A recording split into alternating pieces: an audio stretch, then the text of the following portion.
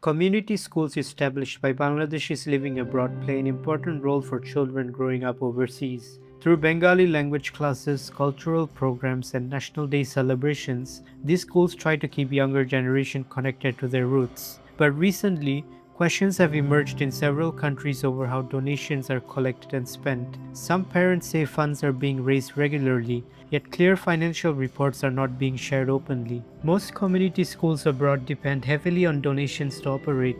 Funding usually comes from expatriate business owners, parents, and different community organizations. In many cases, money is raised through annual cultural events, book fairs, or Eid festivals. However, concerns have been raised that there is often no written disclosure explaining how much money was collected or where it was spent. Some parents say that even though monthly fees and additional donations are collected, it's difficult to get detailed explanation about expenses such as building rent, teacher salaries, or educational materials.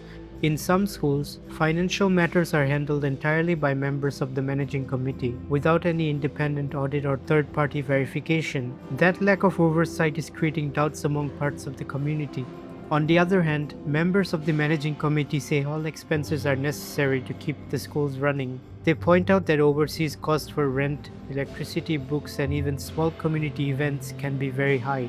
They also say that because much of the work is done by volunteers, it's not always possible to organize and publish financial records properly.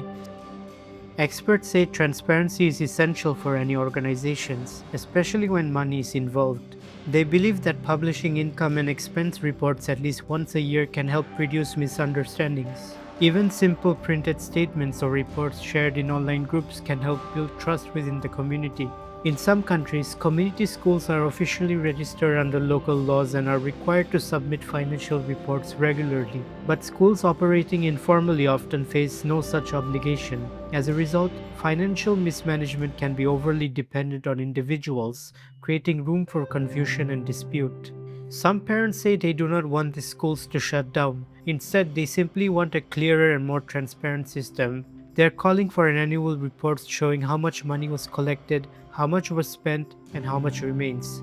According to them, that would also prevent unnecessary accusations against anyone involved. Keeping community initiatives alive abroad is not easy. Time, manpower, and financial resources are all limited. That is why mutual trust becomes the foundation of these efforts. But maintaining that trust requires transparency. Even a simple financial statement, an open meeting, or an online report could help prevent larger conflicts in the future.